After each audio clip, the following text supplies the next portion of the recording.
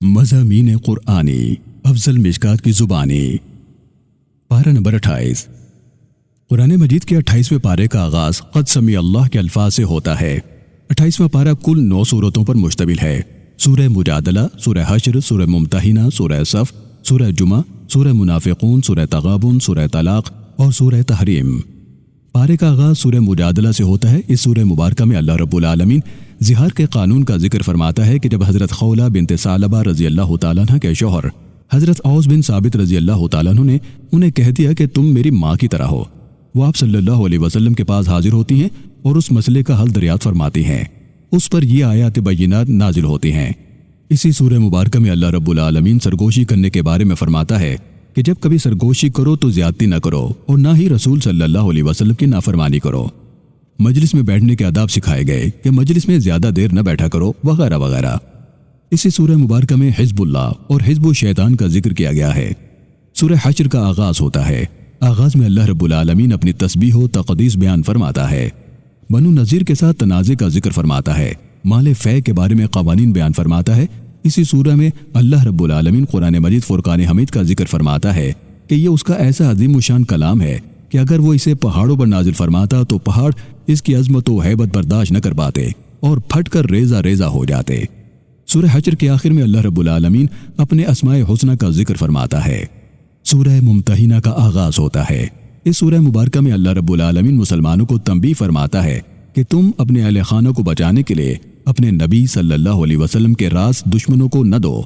آگے چل کر حضرت ابراہیم علیہ السلام اور آپ کے ساتھیوں کی دعا کا ذکر کیا گیا ہے جب انہوں نے اللہ سے دعا کی کہ اے ہمارے رب، ہم نے تجھ پر بھروسہ کیا اور ہم تیری ہی طرف لوٹنے والے ہیں۔ سورہ صف کا آغاز اللہ رب العالمین کی حمد و ثنا سے ہوتا ہے۔ حضرت عیسیٰ علیہ السلام کی بشارت کا ذکر کیا گیا کہ انہوں نے آپ صلی اللہ علیہ وسلم کی آمد کی خوشخبری سنائی۔ آپ صلی اللہ علیہ وسلم کا نام نامی احمد ہوگا، اس کی بشارت دی گئی۔ سورہ جمعہ کا آغاز بھی اللہ تعالیٰ کی تعریف و توصیف سے ہوتا ہے۔ اس سورہ مبارکہ میں اللہ رب العالمین نے مسلمانوں کو جمعے کی نماز کی اہمیت بتلائی ہے کہ جب جمعے کی اذان ہو جائے تو خرید و فروخت بند کر دیا کرو اور اللہ کے ذکر کی طرف جلدی کرو۔ سورہ منافقون کا آغاز ہوتا ہے۔ اس سورہ مبارکہ میں اللہ رب العالمین نے منافقین کی خصلتوں کو بیان فرمایا ہے۔ تمہاری اولاد و تمہارا مال تمہیں اللہ کی یاد سے غافل نہ کر دے، اس کا بیان کیا گیا ہے۔ صدقہ و خیرات کرنے کا ذکر کیا گیا ہے۔ سورہ تغابن میں اللہ رب العالمین فرماتا ہے کہ وہی ہے جو زمین و آسمانوں کا حقیقی بادشاہ ہے، چنانچہ تم اس پر، اس کے رسول اور اس نور یعنی قرآن پر ایمان لاؤ جو اس نے نازل کیا ہے۔ سورہ طلاق میں اللہ رب العالمین نے طلاق کے قوانین بیان فرمائے ہیں۔ عدت کی مدت کیا ہوگی اس کے قوانین بیان کیے گئے ہیں۔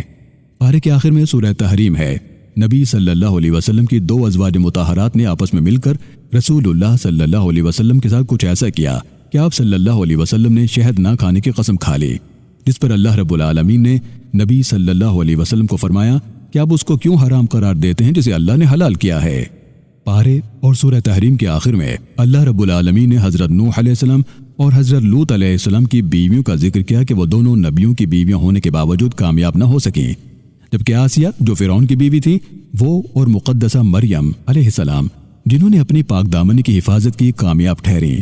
اللہ رب العالمین سے دعا ہے کہ اللہ تعالی ہم سب کو قرآن مجید پڑھنے، اس کو سمجھنے اور اس کی پاکیزہ تعلیمات پر عمل پیرا ہونے کی توفیق عطا فرمائے۔ آمین۔